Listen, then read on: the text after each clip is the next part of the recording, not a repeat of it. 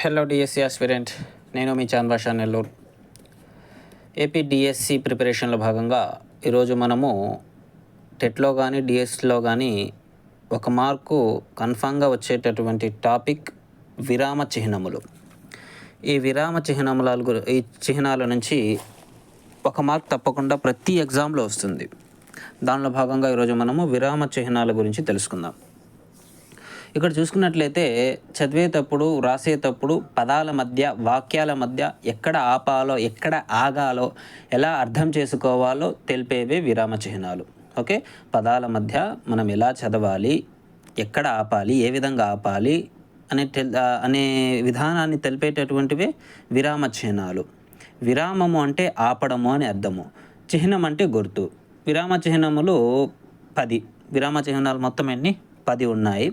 ఆ 10 ఏందేందో వాటి యొక్క పూర్తి వివరణ ఈ వీడియోలో చూద్దాము. మొదటగా చూసుకున్నట్లయితే మొదటిది బిందువు. బిందువు వాక్యం పూర్తయినప్పుడు పూర్తి అయినట్లుగా సూచించడానికి బిందువు పెడతారు. ఒక వాక్యము పూర్తి అయినప్పుడు ఆ వాక్యము పూర్తి అయినది అని సూచించడానికి ఉపయోగపడేదే బిందువు. దీని సూచిక ఏంటంటే ఇక్కడ మనకి ఇచ్చారు చూడండి, దీని సూచిక ఇది. తర్వాత నిశ్చయార్థక, ప్రార్థనార్థక వాక్యముల చివర బిందువు వచ్చును. ఓకే, నిశ్చయార్థక అదేవిధంగా ప్రార్థనార్థక వాక్యముల చివర బిందువు వచ్చును. ఉదాహరణకు రాముడు బుద్ధిమంతుడు ఇటు రమ్ము. ఈ వాక్యంలో చివర ఉంది చూడండి, చివర ఉండేదే బిందువు అవుతుంది. సంక్షిప్త రూపాలలో కూడా బిందువు వచ్చును. క్రీస్తు శకము. ఓకే, తర్వాత కీమి అంటే ఏంది? కిలోమీటరు. వీటి మధ్యలో. ఓకే, అదేవిధంగా సినారే అంటే ఎవరు? సి నారాయణ రెడ్డి. శ్రీరంగం శ్రీనివాసరావు. ఇక్కడ ఆ 2 పదాల మధ్య కూడా మనకు ఈ బిందువు అనేది రావడం జరిగింది. ఇలా నిశ్చయార్థక పదాలలో, అదేవిధంగా ప్రార్థనార్థక వాక్యాలలో, సంక్షిప్త రూపాలలో కూడా బిందువుని మనము ఎక్కువగా ఉపయోగిస్తాము. ఓకే, తర్వాత రెండో అంశం చూసుకున్నట్లయితే వాక్యాంశ బిందువు. రెండోది ఏంది? వాక్యాంశ బిందువు. వాక్యాంశ బిందువు అంటే చెప్పవలసిన అంశం ముగిసినప్పుడు అసమాపక క్రియలను వాడి వాక్యం పూర్తి కానప్పుడు వాక్యాంశ బిందువును ఉపయోగిస్తాము. వాక్యాంశ బిందువు అంటే ఏంది? వాక్యాంశ బిందువుని మనము ఇంగ్లీష్లో కామా అంటాము. ఈ కామా ఎప్పుడు ఉపయోగిస్తాము? ఒక వాక్యం అనేది పూర్తి కానప్పుడు.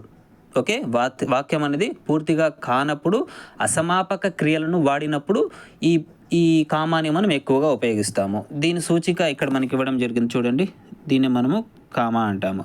తర్వాత వాక్యాంశ బిందువును ఏకమాత్ర కాలపు విరామమును సూచించును. ఇది ఈ కింది స్థలములలో వాడవచ్చును. ఈ వాక్యాంశ బిందువు ఏంది? ఏకమాత్ర కాలపు విరామమును సూచిస్తుంది. ఇది ఈ వాక్యాంశ బిందువు, ఈ కామా అనేది దేన్ని సూచిస్తుంది? ఏకమాత్ర కాలపు విరామమును సూచిస్తుంది. వ్యక్తుల పేర్ల తర్వాత చేర్చి డిగ్రీలకు, బిరుదులకు, పదవులకు ముందు వచ్చును ఇది. ఓకే, వ్యక్తుల పేర్లు తర్వాత వచ్చే డిగ్రీలకు, బిరుదులకు, అదేవిధంగా పదవులకు ముందు వస్తుంది కామా అనేది. ఉదాహరణ చూసుకున్నట్లయితే శ్రీవి వేణుగోపాలరావు, ఇక్కడ కామా వచ్చింది. తర్వాత బిఎస్సి, బిఈడి. ఈ విధంగా వ్యక్తుల తర్వాత వచ్చే డిగ్రీలకు, బిరుదులకు, పదవులకు కూడా ఈ కామా అనేది మనం ఉపయోగిస్తాము. ఓకే, తర్వాత చూసినట్లయితే అన్వయమునందు సమీప బంధము కలిగిన నామవాచకములు, విశేషణములు, అసమాపక క్రియలు వరుసగా వచ్చినప్పుడు వాటి మధ్య ఈ వాక్యాంశ బిందువు వచ్చును. ఉదాహరణ చూసుకున్నట్లయితే కందుకూరి వీరేశలింగం గొప్ప కవి, నవలా రచయిత, సంఘ సంస్కర్త. ఇక్కడ ఒక వ్యక్తి గురించే చూడండి, అనేక రకాలుగా చెప్పాము కాబట్టి వీటి మధ్యలో కూడా మనము వాక్యాంశ బిందువును ఉపయోగిస్తాము. తర్వాత చూసుకున్నట్లయితే ఉత్తరం రాయినప్పుడు ప్రారంభంలోను చివరిలోను చేయు సంబోధనముల చివర ఈ వాక్యాంశ బిందువు వచ్చును. మనం ఉత్తరం రాస్తాం కదా, ఉదాహరణ చూసుకున్నట్లయితే ప్రియమైన రవికి అన్నాము. ఓకే, ప్రియమైన రవికి నీ స్నేహితుడు. ఇక్కడ మధ్యలో మనం ఏం ఉపయోగించాము? వాక్యాంశ బిందువును ఉపయోగించాము. తర్వాత పూజ్యులైన నాన్నగారికి మీ కుమారుడు అన్నాము. పూజ్యులైన నాన్నగారికి అని మనం ఏం ఉపయోగించాలి? వాక్యాంశ బిందువును ఉపయోగించాలి. ఓకే, ఈ విధంగా మనము వాక్యాంశ బిందువును ఉపయోగించడం జరుగుతుంది. తర్వాత అర్ధ బిందువు అంటే ఒక పెద్ద వాక్యంలో భాగంగా ఉండే చిన్న వాక్యాల విరామమే అర్ధ బిందువు వస్తుంది. ఇది ద్విమాత్రా కాలపు విరామమును సూచించును. దీని సూచిక మనం చూసుకున్నట్లయితే ఇక్కడ ఇచ్చారు చూడవచ్చు. తర్వాత చూడండి, ఇది ద్విమాత్రా కాలపు విరామమును సూచిస్తుంది. ఈ అర్ధబిందువు అనేది దేన్ని సూచిస్తుంది? ద్విమాత్రా కాలపు విరామమును సూచిస్తుంది. దీనికి ఉదాహరణ మనం దీన్ని ఎక్కడ ఉపయోగిస్తామంటే, ప్రేమ అడిది పుచ్చుకునేది కాదు, కానీ అడిగినా ప్రేమించుకోరు కొందరు. ఇక్కడ చూడండి, మధ్యలో మనం ఏం ఉపయోగించాము? ఈ అర్ధబిందువు అనేది ఉపయోగించాము. ఎప్పుడు ఉపయోగిస్తాం ఇది? ఒక పెద్ద వాక్యములో భాగంగా ఉండే చిన్న చిన్న వాక్యాల చివర ఉపయోగిస్తాం. ఇక్కడ ఒక పెద్ద వాక్యంలో భాగంగా ఉండే చిన్న చిన్న వాక్యాల మధ్యలో ఈ అర్ధబిందువు అనేది ఉపయోగిస్తాము. తర్వాత చూసుకున్నట్లయితే న్యూన బిందువు.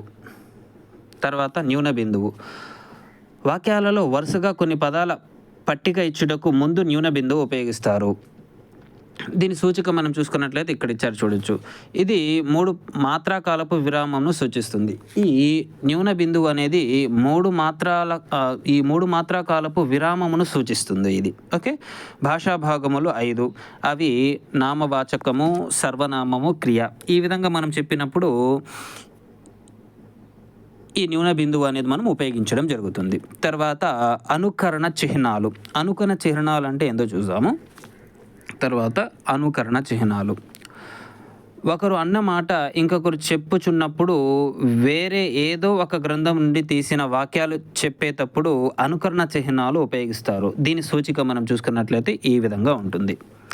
ఉదాహరణకు చూసుకున్నట్లయితే, ఓం నమో నారాయణ అని స్వామి నాకు మంత్రోపదేశం చేశాడు. ఇక్కడ మనం ఏంది? ఎవరో చెప్పింది కాబట్టి ఈ ఎవరో చెప్పిన సందర్భాలను మనం ఏమి ఉపయోగిస్తాము? అనుకరణ చిహ్నాలు అంటాము. అనుకరణ చిహ్నాలు మనం ఇక్కడ ఉపయోగిస్తాము.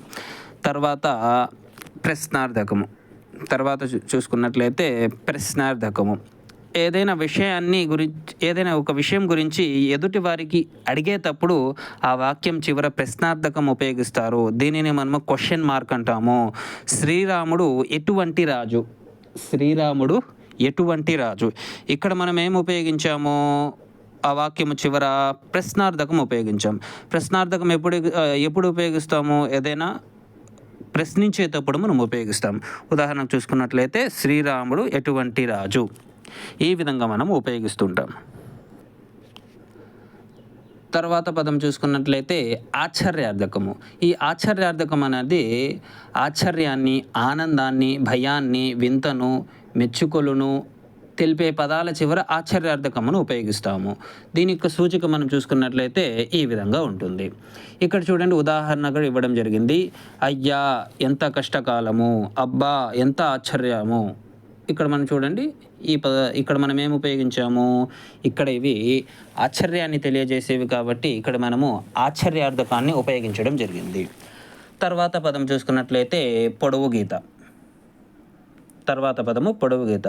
వాక్యంలో వచ్చే విషయాలు వివరణ ఇచ్చేటప్పుడు పొడవు గీత వాడుతాము.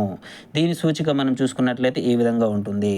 ఉదాహరణ చూసుకున్నట్లయితే శ్రీరాముడు దశరథుని కుమారుడు, అయోధ్యకు రాజు. ఇక్కడ మనం చూడండి, ఇక్కడ మనం ఏం ఉపయోగించాము? ఈ వాక్యంలో శ్రీరాముడు తర్వాత పొడవు గీత ఉపయోగించి దశరథుని కుమారుడు అని చెప్పాము. తర్వాత పొడవు గీత ఉపయోగించి అయోధ్యకు రాజు అని ఈ విధంగా మనము వాక్యంలో వచ్చే విషయాల వివరణ ఇచ్చేటప్పుడు పొడవు గీతను ఉపయోగిస్తూ ఉంటాము.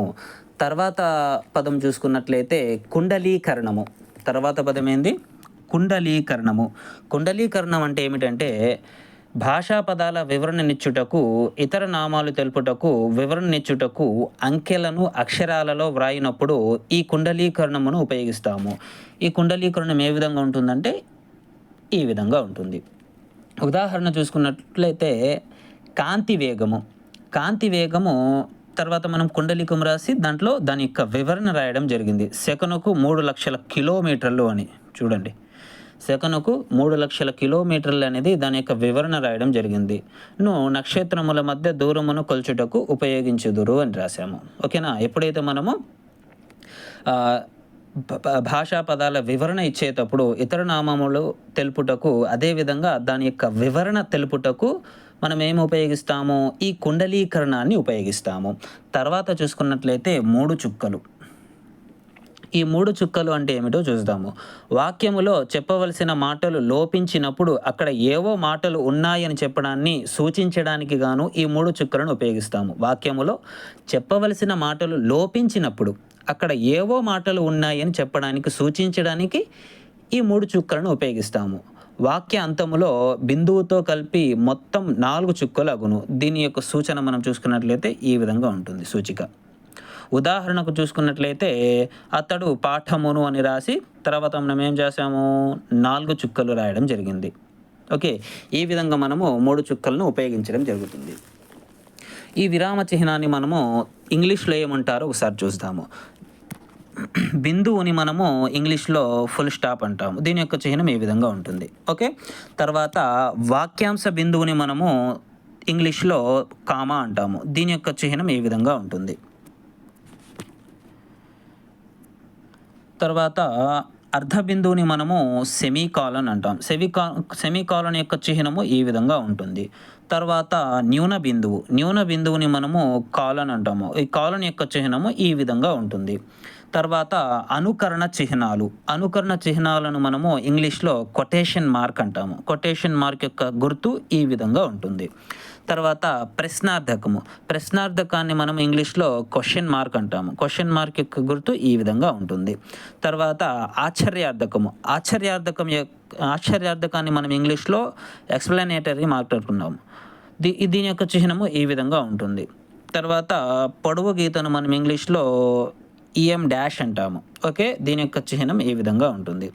కుండలీకరణమును మనం ఇంగ్లీష్లో బ్రాకెట్ అంటాము. బ్రాకెట్ ఈ విధంగా ఉంటుంది. తర్వాత 3 చుక్కలను మనము 3 డాట్స్ అంటాము. 3 డాట్స్ యొక్క చిహ్నము ఈ విధంగా ఉంటుంది. ఈ విధంగా మనము విరామ చిహ్నాలు తెలుగులో అదేవిధంగా ఇంగ్లీష్లో దీన్ని మనం ఈ విధంగా పిలుస్తాము. ఇవి మీరు గుర్తుపెట్టుకున్నట్లయితే మనకు టెట్లో కానీ డిఎస్సిలో కానీ 1 మార్కు మీ చేతిలో ఉన్నట్లే. ఓకే, ఈ వీడియో మీకు నచ్చినట్లయితే ఈ వీడియోను లైక్ చేయండి, షేర్ చేయండి, మన ఛానల్ని సబ్స్క్రైబ్ చేసుకోండి.